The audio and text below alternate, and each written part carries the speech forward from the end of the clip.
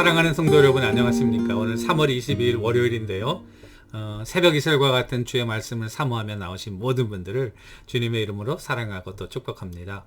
우리가 오늘 같이 상고할 말씀은 사무엘상 4장 3절과 11절 두 절을 제가 받들어 읽도록 하겠습니다. 3절, 백성이 진영으로 돌아오매 이스라엘 장로들이 이르되 여호와께서 어찌하여 우리에게 오늘 블레셋 사람들 앞에 패하게 하셨는고, 여호와의 언약궤를 실로에서 우리에게로 가져다가 우리 중에 있게 하여 그것으로 우리를 우리 원수들의 손에서 구원하게 하자 하니. 그리고 11절, 하나님의 궤는 빼앗겼고 엘리의 두 아들 홈니와 비느하스는 죽임을 당하였더라. 아멘. 이것은 우리에게 주시는 하나님의 말씀입니다. 오늘 이스라엘 백성들이 이스라엘 블레셋과 지금 전쟁하고 있는데요.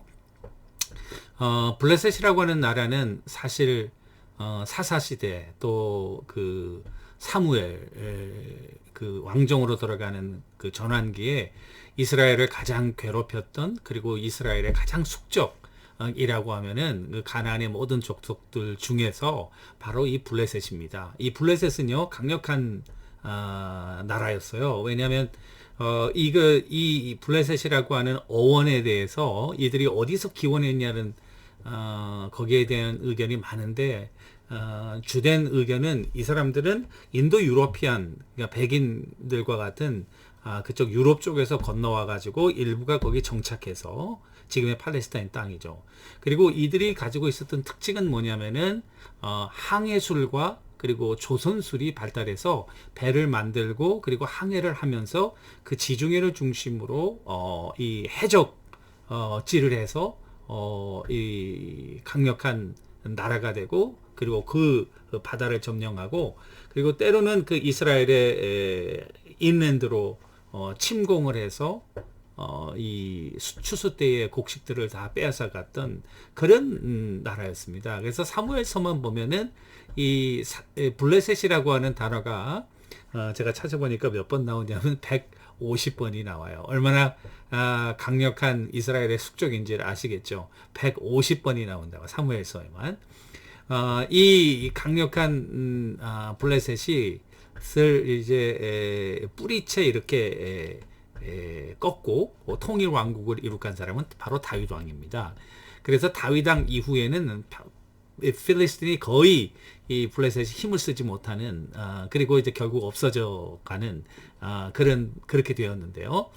그런데 아직까지 이 블레셋이라고 하는 어원이 남아 있는 것은 지금 이스라엘과 그 가자지구, 지금 가자지구 굉장히 지금 문제가 많은 그런 분쟁 지역 아닙니까? 그 가자가 바로 그 블레셋입니다. 거기가 지금까지도 그렇게 이스라엘과 문제가 되고 있죠.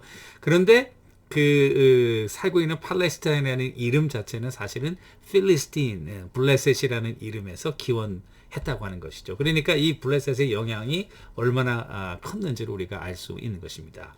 지금 전쟁을 했어요. 그런데 4장에 보니까 전쟁에서 졌어요. 그래가지고 여기 보시면은 4장 2절에 이스라엘 백성들이 4,000명이나 사상자를 냈어요. 생명을 잃은 거예요. 그러니까 이제 이스라엘의 장로들이 지금 국가적인 위기 아닙니까?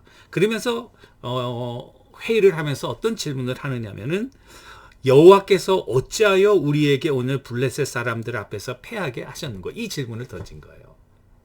그러니까 이 고대 전쟁은 신들의 전쟁이다, 이렇게 얘기를 하잖아요. 우리가 믿는 신이 크냐, 너희가 믿는 신이 크냐, 우리가 이기면 우리가 믿는 신이 크고, 여호와께서는 우리를 온 세계를 창조하시고, 그리고 이스라엘 백성들을 애굽에서 해방시키고, 그리고 기적적인 역사로 광야와 이제 여호수아를 거쳐서 이 땅에 우리를 정착하게 하신 전능하신 창조주 하나님이신데, 어째서 하나님께서 우리를 패하게 하셨는고? 이와 같은 장로들의 질문은 I think it's the right question. 이런 어려움이 있을 때에, 또는 문제가 있을 때, 여러분들이 이런 환난이나 고난이나 또는 문제에 봉착해서 더 이상 돌파구가 없을 때에 우리가 질문해야 될 것은 바로 이와 같은 질문이에요. 왜냐하면 온 천지를 주관하시고 그리고 이 모든 것을 지금도 섭리하시는 분은 전능하신 여호와 한 분이시거든요. 그러면 하나님께서 왜 이것을 우리에게 이렇게 허락했냐? 왜 우리를 블레셋에게 패하게 만들었냐? 왜 우리에게 이런 문제를 허락하셨을까? 우리가 왜 이런 고통을 당하게 됐을까? 이런 퀘스천은요, I think it's the right question. 우리가 그 생각해 봐야죠. 우리가 왜 이렇게 코로나 사태가 우리에게 닥쳐서 정말로 우리의 삶이 이렇게 힘들고 어렵고 그리고 위험하고 이 송두리째 변화되는 이런 시점이 왔을까? 이런 question, right question. 이건 참 좋은 퀘스천이라고 생각합니다. 그래서 우리 자신을 돌아보고 또 우리의 삶을 돌아보고 이 문제에 대한 분명히 뜻이 있다는 거죠. 우연은 없어요, 여러분. 여러분들의 삶에 일어나는 모든 일, 아주 작은 일 하나도 여러분, 주님께서 우리의 머리털까지 세신 바 되었다라는 말은 무엇입니까? 우리가 알고 있지 못하는 모든 것, 우리 몸속에서 일하는 것부터 시작해서 우리 가정과 우리 삶과 직장과 그리고 교회와 이 민족과 나라와 세계와 이 모든 역사에서 하나님이 모르시는 것은 없다는 거예요. 그러면 왜 이런 일들이 일어났을까? 라는 것을 생각하면서 하나님의 도우심을 구하고 영적으로 자기를 조명하고 우리의 삶을 다시 한번 이렇게 돌이켜보면서 하나님 앞에 잘못 갔던 길들, 여러분 성경에 보면은 하나님께서 신명기 28장 15절에 뭐라고 말씀하셨냐면 모세를 통해서 내가 만일 내 하나님 여호와의 말씀을 순종하지 아니하여 내가 오늘날 내게 명하는 그 모든 명령과 구례를 지켜 행하지 아니하면 이 모든 저주가 내게 임하고 내게 미칠 것이다. 하나님께서 이미 모세를 통해서 얘기하신 거예요. 그런데 아시다시피 사사기 말기 이게 굉장히 혼란기 어두운 그리고 하나님의 말씀이 땅에 떨어지고 하나님의 그런 사랑하는 그와 같은 마음들이 식어지고 우상 숭배와 그리고 소견에 좋은 대로 행하는 정말로 영적인 암흑기였거든요. 자, 이 엘리 대제사장의 가정도 여러분 보십시오. 그 두 아들 홈니와 비느하스의 그런 아주 사악하고 그리고 하나님을 멸시하고 제사를 멸시하는 그와 같은 정말 무서운 범죄. 그 아들들이 그렇게 범죄하는데도 불구하고 그 아들들을 컨트롤하고 있지 못하고 하는 비둔하고 눈이 먼 나이 늙은 엘리 대제사장의 이 뭐라고 그럴까요? 이 무력함이라고 그럴까요? 이 나약함이라고 그럴까요? 정말 이런 안타까운 상황, 그걸 한번 생각해 보면서 정말 하나님 앞에 우리 자신을 내어놓고 회개하고 정말 우리 자신의 이런 속을 주님 앞에 쏟아 놓으면서 정말 진정한 회개를 통해 회복으로 나가야 되는데 오늘 이 장로들의 right question에 대한 wrong answer, 잘못된 대답은 뭐냐? 언약궤가 있지 않냐? 하나님의 언약궤. 언약궤를 가지고 전쟁에 나가자. 그러면 언약궤라고 하는 것은 여러분 그 위에 시은소가 있고 하나님의 presence, 여러분 영광의 구름, 그 쉐키나 클라우드가 그 영광의 구름이 그 위에 임하는 하나님의 임재 영상 아닙니까?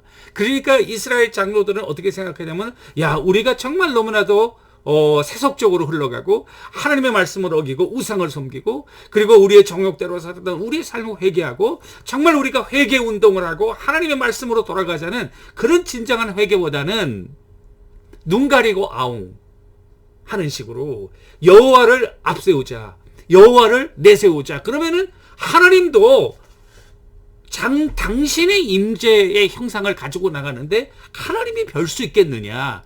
저는 이걸 하나님을 볼모로 삼은 거예요. 하나님을 허스티지로 삼는 거예요.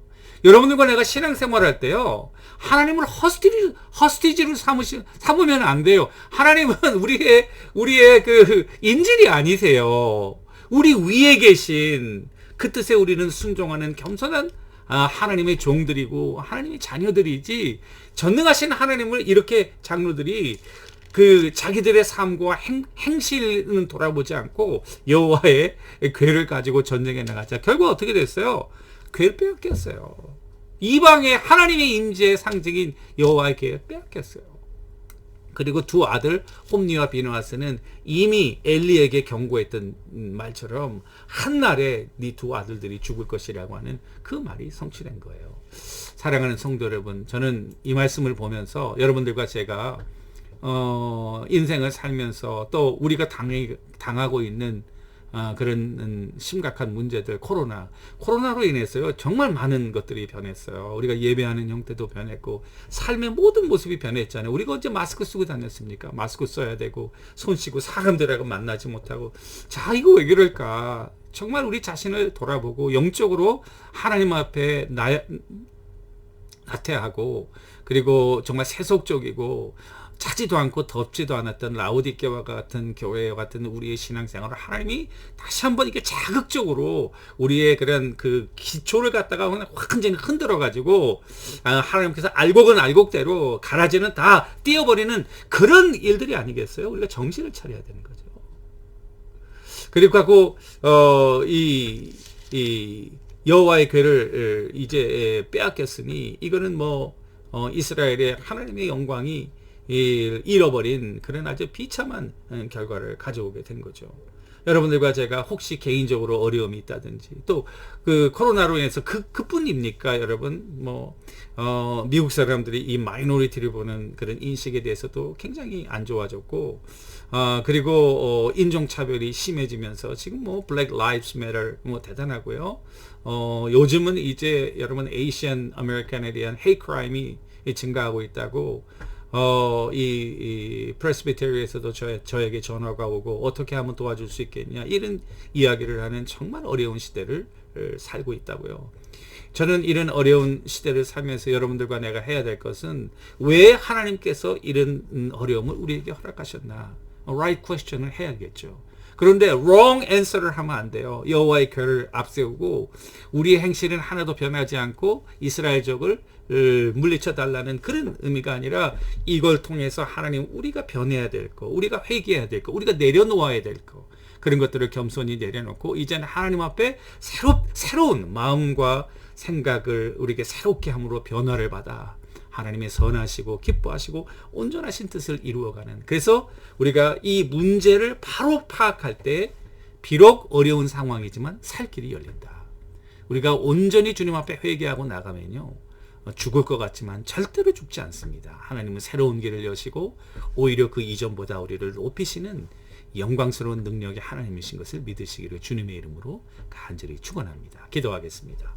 살아계신 하나님 아버지, 우리가 살면서 겪는 많은 어려움과 환난과 고통, 환경에는 원인이 있음을 깨닫게 하시고 그 원인이 무엇인지를 바로 생각하면서 올바른 그런 치료법과 해결책을 통해서 하나님 앞에 회개하고 회복함으로 정말 하나님의 귀한 능력 있는 권세 있는 자녀로 다시 우뚝 서는 귀한 종들 다 되도록 우리 모두에게 큰 은총 나리워 주옵소서. 예수님의 이름으로 간절히 기도 올리옵나이다. 아멘. 여러분, 오늘 하루도 올바른 해결책 속에 하나님과 관계가 회복되는 성령의 큰 은혜가 우리 모두에게 넘치시기를 주님의 이름으로 축원합니다. 감사합니다.